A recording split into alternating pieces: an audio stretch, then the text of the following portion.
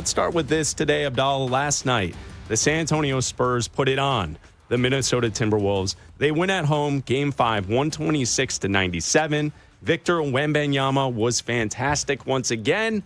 He is ejected of Game 4 early, second quarter. No suspension. He shows up. He's ready to ball. He was fantastic last night for the Spurs. Absolutely. And I think it's obvious right now that Victor Wembanyama is one of the best players in the NBA. And when he's on the court for the Spurs, if he would have been on the court for the entire game of Game 4, this would have been it. Yeah. This would have been the game. Yeah, I think so. This would have been the end of the Minnesota Timberwolves. This is probably ending in the next game unless they can get a game here for Minnesota. I don't think this goes 7. But you never know. Minnesota is gritty. Minnesota likes to grind out everything. They've been able to win. So I think that right now it's obvious that this is going to be the Spurs against the Oklahoma City Thunder. And I think that for the foreseeable future, it is going to be the Spurs and the Oklahoma City Thunder as battling back and forth in the West. And I think that you're going to see from now on, as young as Victor Wembanyama is, as a 22-year-old playing in the NBA, as long as he can stay healthy, because given his size and the way that he plays, and listen, big guys always have health issues. Like, it's just something you have to take into account. Seems like it. Right? This could be the next guy. And I'm saying this to the Oklahoma City Thunder. Get yours now. Get your championship now. Because if he can stay healthy, and if the Spurs can continue to build around him the way that they have, because we saw it in the regular season, he didn't have to play a lot.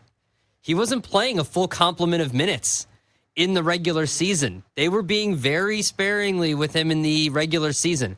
This could be the next guy in the NBA that keeps people from winning championships because of how good he is. Yeah, I think that's one way to look at it. And if you want to join the show today, you can always do that at 310-840-4910. I would also look at it from this perspective. When I say this, here on the show, on Fridays, we bring Raj into the mix and we play fill in the blank. So if I were to ask you a fill in the blank, Wembanyama has the highest approval rating in NBA history since. Who are you filling in the blank with? Who's the name? Because I think along those lines, you're talking about specifically wins and losses on the court. And I agree with you. It does feel very much like Wembanyama is going to rule the league for a decade, at least. And like, that's what I hate about doing or having conversations like this, right? Like, last night was great. He's playing well. I am excited to see the future. But we're not there yet. So, like, I don't need the put Wembanyama in the category of greatest players ever yet. No. I don't need to have he's the biggest, he's the best big man that I've ever seen category. Like, we don't need that. We don't need bold proclamations today. Like, because it will happen, right? Like, one of two things are going to happen. I think it's very clear to me when you look at the trajectory that Wembanyama's career is on.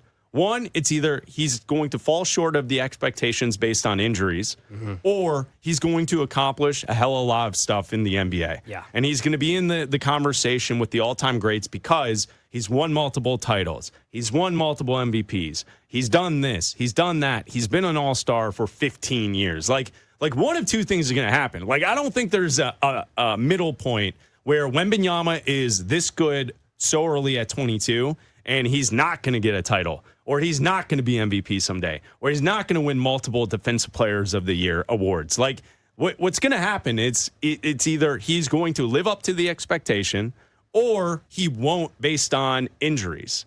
Like, that's it. Like, I don't think there's going to be a ho-hum career of Wemby just being a good Spur for 12 seasons and they just, as far as they get to is maybe they get to one finals and they never win. Like, that's not the case here. It's pretty obvious. So then, Adam, when we kind of look at how basketball fans and how sports fans view this current landscape of the NBA, what did we just walk off of? We just walked out of a regular season where every person just complained about everything about the NBA. The players don't try. The teams aren't trying. There's tanking. There's rest. There's all this stuff. In-season tournament. All this stuff to why people don't like the NBA. You know what the people, sports fans like? They like Wemby. Mm-hmm. And it's very obvious. And we talked about this the other day that when NBC was picking their spots for the first-round games that the number one crew for NBC would be at, it was Tirico and Reggie Miller at all the Spurs games in the first round. It wasn't the best first-round matchup. Spurs Blazers wasn't a great matchup in the first round. There were other big matchups, other big cities involved, but the TV network, NBC, they wanted Wemby. Yeah. And so I think that's where, when I ask the question, you can text the show at 310-840-4910. Wembanyama has the best approval rating from sports fans in the NBA since who? Who are you answering with that? I'm going to say, because I'm not going to go as far back as like I'm not putting him in the Jordan category yet. Like, that's insane to do right now. Well, I would say this. I'm going to say Steph. I'm going to say Steph Curry. Because to me, Steph and the Warriors eventually took a heel turn once they added Durant. They eventually took that, we're going to add the stars, because they all came up together. Steph and Draymond and Clay all came up together. So it wasn't a let's put stars together and ring chase together. All of those guys came up as a team together. And Steph was a guy that changed the NBA and the way kids play and the way that the NBA and he and Clay and everybody kind of changed the game and the way that the NBA is kind of played these days with the amount of threes that teams shoot and everything like that. And I'm not saying that Victor Wembanyama is going to change the way the game is played or anything like that, but the general approval of everyone's favorite player, and just look at the way youth gravitates towards fun players. Steph is a fun player. He's a likable player. And I think he has the highest approval rating of a player. And I think that Wembanyama is going to get into that category of the highest approval rating since Steph Curry. I think that every player that you can kind of think of has some form of demerit that you can put on their record. Like, if you can say, okay, Kevin Durant's a great player. Yeah, he's got Twitter fingers, though. You know what I mean? Like, he's got the burners, and he's got, he can be a little agitated every once in a while. Yeah, I don't think people like Durant that way. You know what I mean? Like, like Harden always fizzles out in the playoffs, and, he goes from team to team to team to team. Like, there's always something about every single player that you can kind of find something that you don't like. With Steph, there's really nothing to dislike about Steph Curry. And so I'm going to say Steph. Everybody likes Steph Curry. So to me, he's going to be the most likable and have the highest rating since Steph Curry. Yeah, I mean, Steph Curry is definitely a name that jumps out to me when we talk about this. I think there is a difference, though, that Steph Curry, it took some time. Now, he was a darling in the NCAA tournament with Davidson, but I don't think anyone thought he was going to become who he became with the Warriors. That wasn't on the table. No. To become the greatest outside shooter of all time and change the sport is not something I don't think anyone saw. And with that said, I think that's what's different about Wemby. Steph Curry's approval rating was high, but it was in correlation with the wins and the Warriors kind of taking the league by storm. Wembanyama's 22. He hasn't accomplished anything.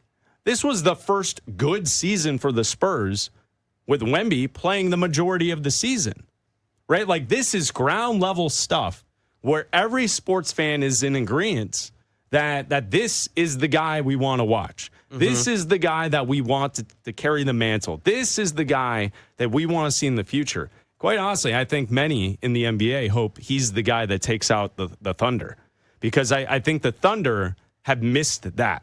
The Thunder are not a team that people like or enjoy watching. I think there's a lot to the Thunder that it turns people off. Which is funny because they've won one championship. Right, they won a championship. They've been the best team this season. It's one championship. They might win another championship, but it does feel like people are hoping that Wemby and the Spurs can kind of, snuff out a dynasty here Can with the Thunder. dethrone them quickly. Yeah. Like just don't let them get hold of the NBA for 3 to 4 seasons as the title bearer. Like, I think that is something that's quietly out there that people are hoping for and why there's so much intrigue with Wembanyama. And so you say Steph Curry. I think some of the other names that come to mind, right? Like Tim Duncan, I don't think anyone necessarily didn't like, but I also don't know if he was someone that, like, as you mentioned, kids were excited to go see Tim Duncan play with the Spurs. Dirk Nowitzki had a pretty high approval rating. I don't know anyone that didn't like Dirk Nowitzki. Yeah. I would say the same would go with Kobe Bryant. Kobe Bryant is certainly, and he still resonates with many basketball fans. And I would say, it's what's weird is the Michael Jordan thing that you mentioned. Like, I'm not going to mention Michael. Like, there are fans in this country that didn't like Jordan and the Bulls. Oh, absolutely. If you're a Knicks fan, talk to anyone in New York. You didn't like Jordan and the Bulls. Of course. If you're from Cleveland, you didn't like Jordan and the Bulls. Yeah. If you're from Detroit, you didn't like Jordan. So I can understand Jordan's approval rating being a little bit lower than someone like Steph Curry because it does feel cute and fuzzy. Like the Steph Curry thing doesn't feel as like there's as much aggression, where like the Jordan thing was he wanted to rip your soul out. Oh, yeah. So like it's different. And I think when you have the Jordan conversation and then you bring up LeBron James, I think that's where they are comparable. They are two of the greats all time in league history. But there are people who don't like LeBron James. Yeah. I'll be one of them. I will respect his game. I find him annoying. Yeah, I find the personality. I find the shtick. I find his whole trying to have the perfect calibration of every element of everything you see from him. It's not authentic, and it bothers me. Yeah, he's Taylor Swift, and that's a hell of a comparison. He's Taylor Swift. I respect her musically. She's an insanely talented musician. But everything she does and puts out is insanely calculated. Yep. Everything, every move that she makes and every tweet and every post and everything, every move that she makes is pre-planned and predetermined. Every move. Every relationship. Everything. With both friends or people that she's dating. But right? Like it's all choreographed. The whole thing. Game recognized game, though. She's an extremely talented musician. Extremely talented. Yeah. I have another comparison the other way. Okay. Now, you said two paths. The other path is riddled with injury. The other path is taking the league by storm. The other path is this is going to be the next guy and going to take over the league. And going to take the mantle as the next guy, the next generation. Yeah. But we just never saw it because could never, ever play because of injury. And it's only 5 years ago. It's Zion Williamson. Zion Williamson is a guy that everybody loved to watch at Duke. Think of a player. Yeah. Think of a player that people loved to watch at Duke. Can't miss guy. People loved a player at Duke. He took away the hated Duke mantra. You're right. He was like the guy that was like, all right, I'm kind of in. I kind of like this. Imagine not hating a Duke player. Move to the side, Coach K. No, it's my court. No. I'm Coach K. It was Zion. I'm Duke. I'm Zion. Everybody was so excited for him to come into the league. I'm Duke. And he just couldn't stay healthy. Well, he's got too many and couldn't stay OF models. Yeah, and right? couldn't stay in shape. And that's the generally just loved. Everybody wanted to see this guy become a literal monster from Space Jam and take over the league, and he just couldn't do it, but he was generally loved. Like everybody wanted Zion to succeed and be that guy, but he just couldn't do it and couldn't stay healthy and couldn't stay in shape and couldn't And it tries and tries and tries and just can't do it. And every year, new me. Like, he's the epitome of new year, new me, and just can't do it. And so I'm hoping that that's not the trajectory that Wemby goes down. But that's the opposite, right? That's the other way. Yeah, I mean, I suppose. I mean, wouldn't you say that that's injuries? Oh, for yeah, the most part, of course. And that would be the side for Wemby that would be the worry? Exactly. That's the fork in the road. The one way is Steph. The other way is Zion. I saw this last night. Miles Brown on Twitter? Yeah. So I'm watching the game, right? And the Spurs are just, dominating the entire game.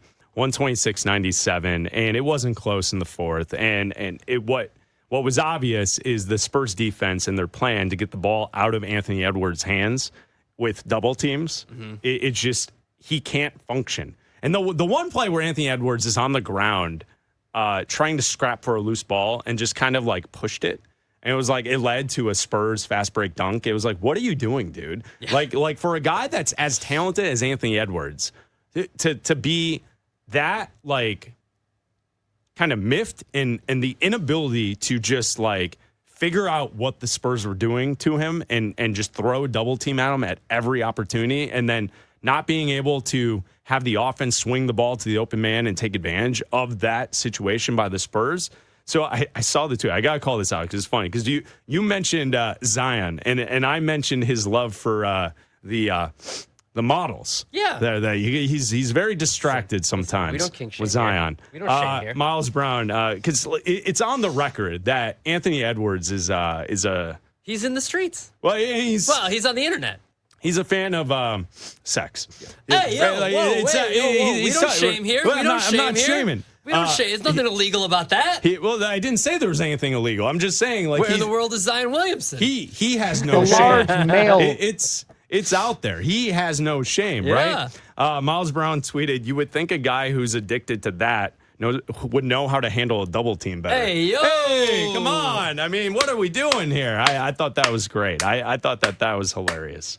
Yeah, thank you. That's on loan from the Drake Toll show, the bonk, which means Curtis is still hanging around. Still lurking in the shadows. So if you listen to the network in the morning, Curtis is still lurking somewhere in the studio. With a bonk. There he is, with his bonk, the bonk master. It's Bleck Abdalla here. Bleck Abdalla here on Westwood One Sports and the Westwood One Sports app. So fill in that blank. You can call or text the show, 310-840-4910. Victor Wembanyama has the highest approval rating in the NBA since... Fill in that name. Who do you have? Abdallah says Steph Curry. I threw out a couple like Kobe Bryant, Dirk Nowitzki. I don't think Jordan and LeBron fit that conversation. No. I think too many people wanted to see them fail to say that they have the highest approval rating. So fill in that blank for us here on Westwood One Sports and the Westwood One Sports app.